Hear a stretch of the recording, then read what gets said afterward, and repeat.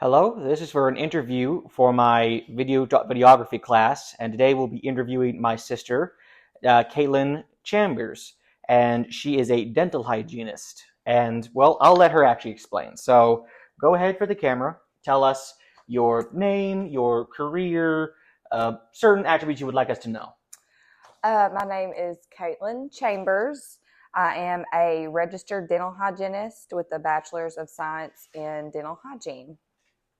Alrighty. I'll go ahead and go through a few questions with you. Feel free to ask, and if you don't want to answer any, we'll just go for the next one. So let's see. What drove you or inspired you to take up a career in dental hygiene?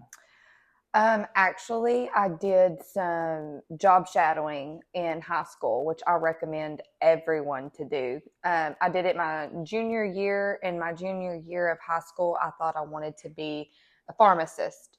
So I went and job shadowed a pharmacist, and it was the most boring thing ever. It's just them and pills all day. They don't really get a lot of human interaction. So I was really disappointed because it was just not really what I thought it was going to be. So then I went and got my teeth cleaned the next day, and I was telling my dental hygienist about, I'm really kind of sad. I thought I want to be a pharmacist, and she was like, "Well, come job shadow me because I have a lot of human interaction every day." So I went and job shadowed her, and found out that I loved it. You get to create these personal experiences and be a part of someone's day, way more so than you were just sitting behind a counter with pills all day. So that's what got me to wanting to be a dental hygienist. It was my junior year of high school, and I had done some job shadowing. And Do you still remember the name of the pharmacist you studied under, or is it just a distant memory now? I went to the Derrick's Pharmacy because that's where we were Yes. from. We're from Derrick's, and so I went to the Derrick's Pharmacy. I don't remember the pharmacist's name Mm. at the time. It was a woman, and I job shadowed her, and that is a very slow paced pharmacy. So I'm sure that's also why it was just kind of boring. Mm. So I'm sure that kind of answers the next question here, but go ahead and answer it with a little more detail if you'd like. Was dental hygiene your first choice? No, it wasn't. Like I said, actually, in high school, like junior high, I thought I wanted to be in sports medicine, like physical therapy. And then when I got a little more serious, like my sophomore and junior year, I was really wanting to pursue pharmacist. And then, like I said, without the job shadowing, I may have went into something that I really didn't enjoy. So I always encourage people, especially that sophomore, junior, definitely senior year of high school, do some job shadowing, go shadow some people.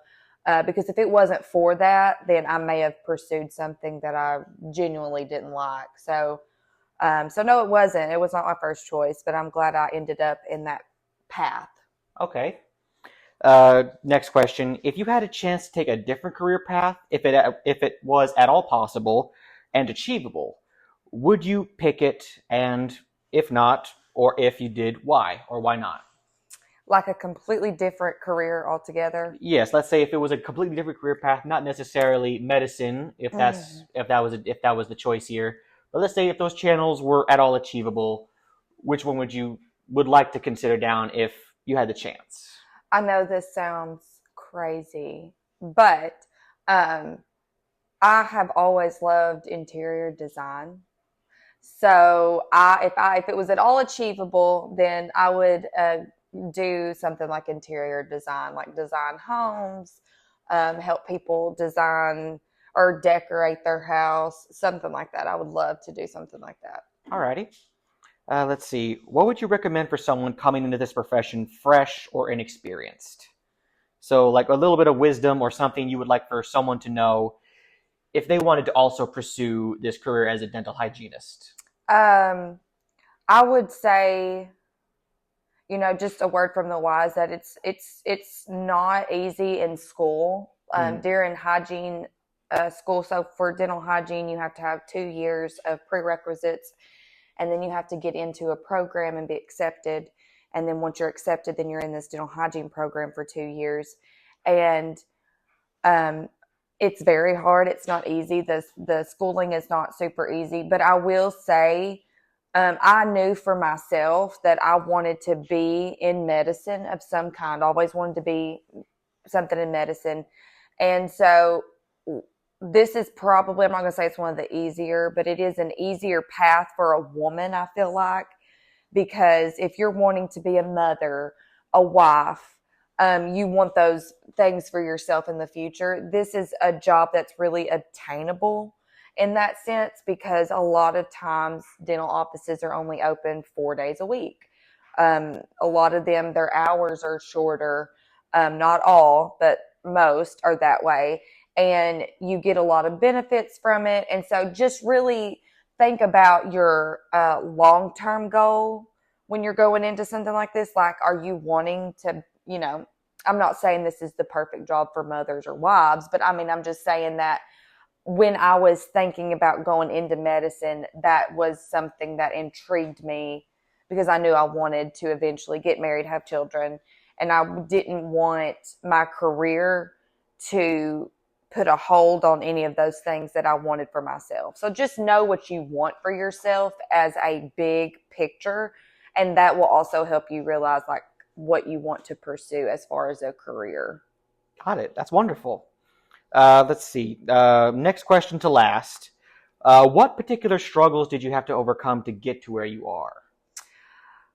Mine are probably not the same as everyone. So I graduated high school from Derrick's in 2016.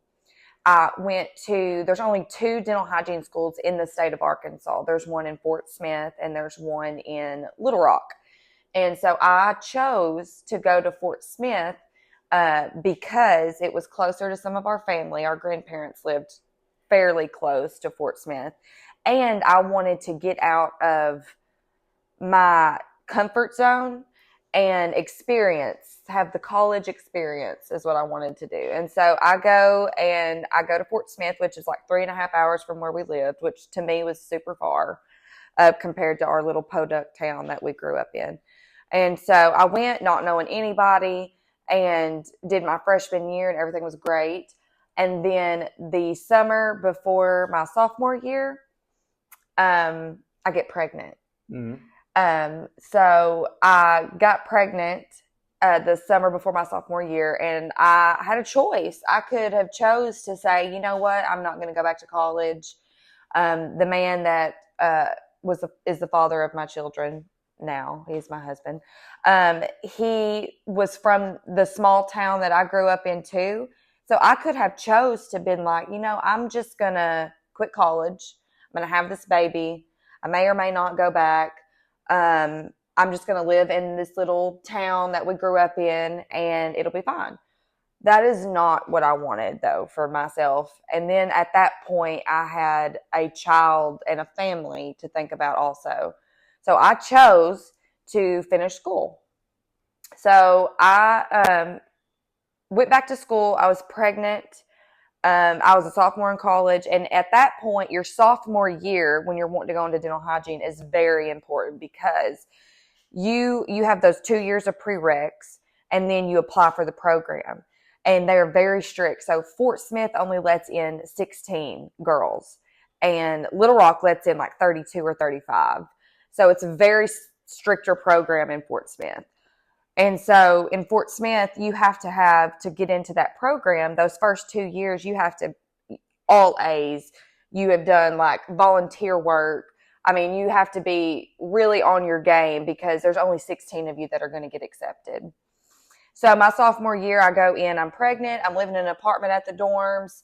I go home every weekend, and I'll still wait tables because I had a car payment I had to make.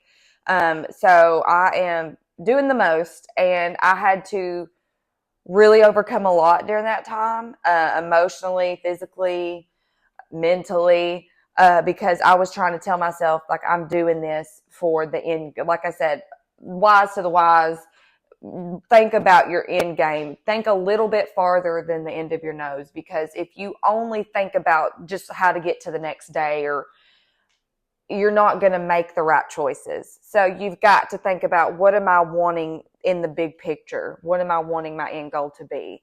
And I knew I wanted my end goal to be, you're going to get this degree. You're going to be able to provide for your son, have a better life than what you had, have a good degree, and to prove to him when he gets older that you can work hard and overcome no matter what comes in your way, which I put myself in that position. I mean, let's just be real. I could have not got pregnant the summer before my sophomore year. So, but I did. And, but I did make the choice to finish school. So long story. I'm so sorry. But then No, that's all right. After, my sophomore year, I had to plan when to have my baby, because I couldn't miss school. I had to have good grades. I had to be there so that I could possibly get accepted into this program.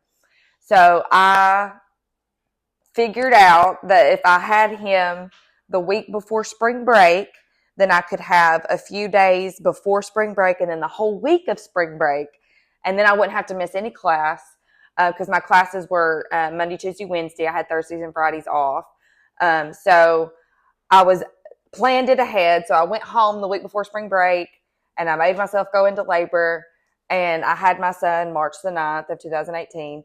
And I had the week of spring break, and me and him were just home. Everything was great. Everything went wonderful. Praise the Lord.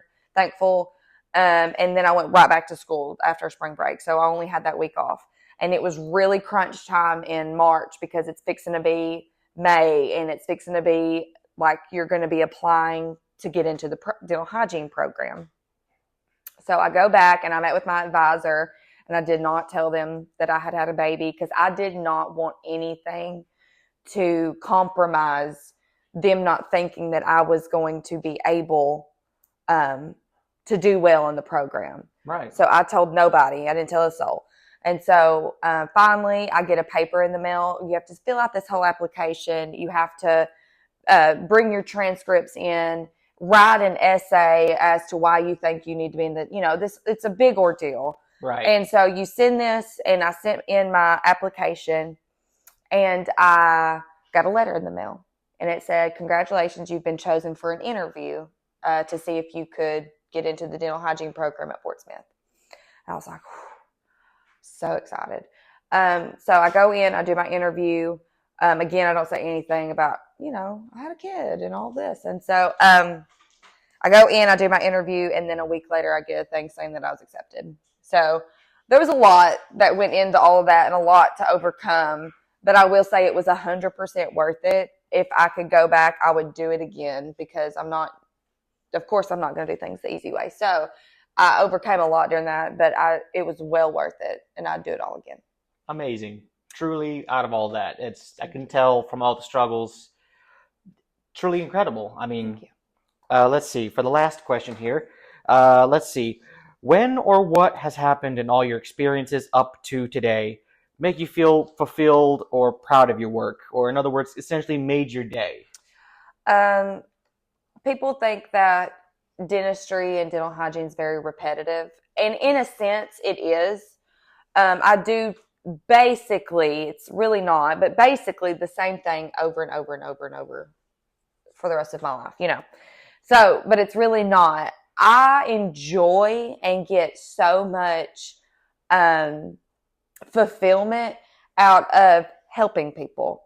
And a lot of times they may come in and they're having issues, a tooth pain, their gums are hurting, and I'm able to help them and get them out of pain, help their mouth be healthier. That's one of the things that's, of course, so fulfilling. Another thing that's so fulfilling is that I'm getting to see children that are scared to death of coming to the dentist, and I get to be the one that makes a difference in them enjoying it and understanding that it's not scary, that we're just trying to help you and make sure you're healthy.